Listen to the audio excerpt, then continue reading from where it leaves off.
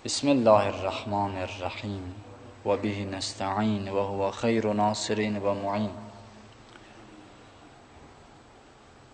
Bizlər ücb haqqında danışırdıq. Ücb əxlaqi bir xəstəlikdir, insanın daxilində baş verir. İnsanın özünü bəyənməsi, başqalarının onun nəzərində dəyərsiz olması ücb adlanır. Qətiyyən başqaları onun gözündə dəyəri yoxdur. Ancaq özünü görür, özünü yaxşı bilir və əgər yaxşı xasiyyəti də varsa, onu verəni unudur ki, Allah bunu nəsib eləyib ona. Nəyə görə isə ücb eləyirsə, o nemət sahibini unutsa, o ücbdir. Əgər bir insan özündə yaxşılıq görsə, özündə hansısa bir üstünlüyü görsə, bu ücb yox, bu təşəkkürün səbəbi olmalıdır. İlahi, sənə şükür eləyirəm ki, sən bunu mənə vermisən. Sənə şükür eləyirəm ki, sən məni mömin elədin, məni hidayət elədin, məni ibadət eləyən elədin, Ramazan ayında oruç tutmağı mənə nəsib elədin. Əgər sənin hidayətin olmasaydı, mən indi haralardaydım? Nə idim? Başıma nə fəlakətlər gəlmişdi indi? Bəlkə də cəhənnəm əhli olub getmişdim. İnsan özündə hansı neməti görsə gərək şükür eləsin. Nemətə şükür eləməmək, neməti əldən vermək deməkdir. Allah Teala buyurur, əgər siz şükür eləsəniz, Allah artıracaqdır. Allah bunu söz verib. İsa Peyğəmbər öz həvarilərinə buyurdu, Ya mahşərəl həvariyyin, kəm min siracin ətfəəthur rih, və kəm min abidin əfsədəhul ucb. Baxın, nə qədər dünyada lampa var, amma külək onları söndürür. İndi söhbət elektrik lampalarından getmir də.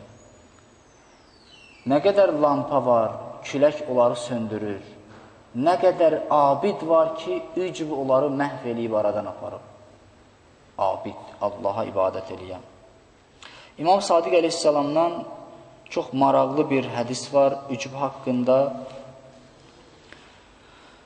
Buyurur ki, ücb müxtəlif bitkilərdir. Ücb deyir, bitkiyə bənzəyir. Bir ağaca bənzəyir. Habbuha əl-kufr.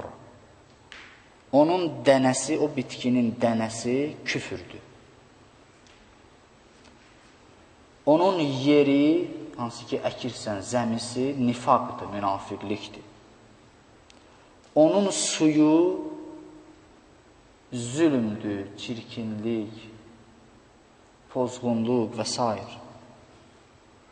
Və əqsanuhal cəhl, budaqları cəhalətdir, nadanlıqdır. Və varaquhad dalalə, yarpaqları azğınlıqdır. Və thəməruha əl-minnətu vəl-xuludu fin-nar. Səmərəsi isə, meyvəsi isə minnət qoymaq və cəhənnəmdə əbədi yanmaq. Bu onun səmərəsidir. فَمَنْ اِخْتَارَ الْعُجْبَ فَقَدْ بَذَرَ الْكُفْرَ وَزَرَعَ النِّفَاقَ وَلَا بُدَّ لَهُ مِنْ أَنْ يُثْمَرِ. Ona görə deyir, baxsın, hər kim ücb eləsə, ücb özündə ücb bəsləsə, deyir, bax, bu küfrün dənəsini sətmiş, onu nifaqda əkmişdir.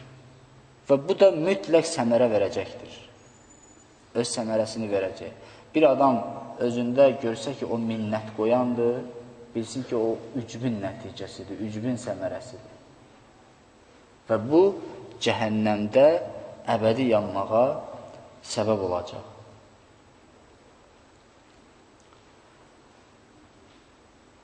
Həzrəti Peyğəmbər buyurur ki, əgər siz günah etməsəydiniz, mən ondan da böyüyündən sizlər üçün qorxardım.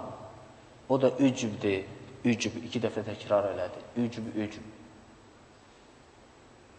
Əgər günah eləməsəniz, insan deyir, insanda o günah etməmək, o məsumluq, o özünü bəyənmək deyir olardı.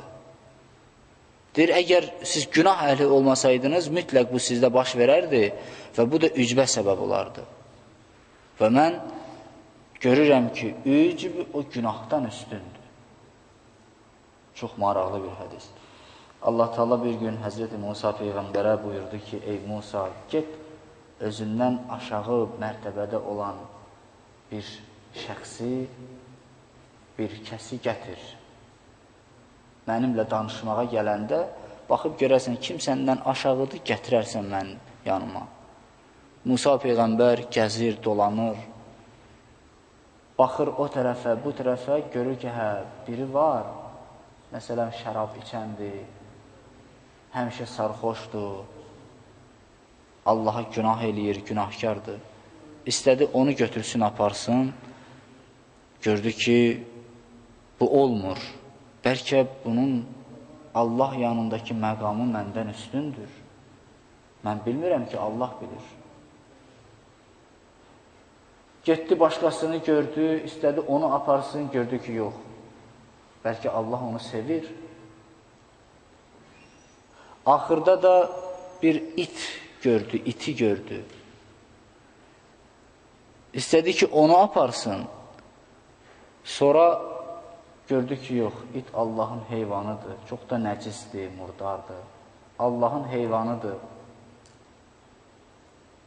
Onun Allah dərgahında məqamı məndən üstün ola bilər. Axırda özü tək tənha gedir Allahın görüşünə, deyir ki, ilahi, mən heç kəsi tapa bilmədim. Kimə baxdım, gördüm, kimə baxdımsa, gördüm ki, fikirləşdim ki, bəlkə Allah Teala onu məndən çox sevir. Ona görə heç kəsi gətirə bilmədim bura. Allah Teala buyurdu ki, ey Musa, əgər kimsəni gətirsəydin, əgər o iti də gətirsəydin, səni peyğəmbərliyimdən çıxardardım. Və insan öyrənməlidir peyğəmbərlərdən ki, özünü heç kəsdən üstün görmədi. Heç kəsdən fəzilətli bilmədi. Öz peyğəmbərliyi ilə, hətta Allahla danışırdı, ulul əzmdir. Amma bütün bunlara baxmayaraq, bir itdən belə özünü üstün görmədi. Allah Teala inşallah bizlərə fürsət versin ki, biz yaxşı insanlardan olaq. Allah Teala Ramazanın feyzini, bərəkətini bizlərə nəsib eləsin inşallah.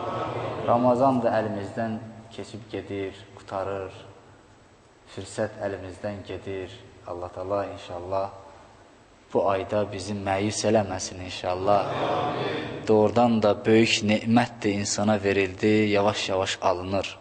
Bu günlərin sayı qurtarır. İnsan nə elədisə elədi, nə qazandısa qazandı. Bundan sonra da fürsəti var, hələ ki fürsəti var. 4 gün, 5 gün fürsəti var hələ. Allah Teala bizim günahımızı bağışlamamış bu aydan bizləri yola salmasın inşallah. Esselamu aleykum və rahmetullahi və barakatuhu.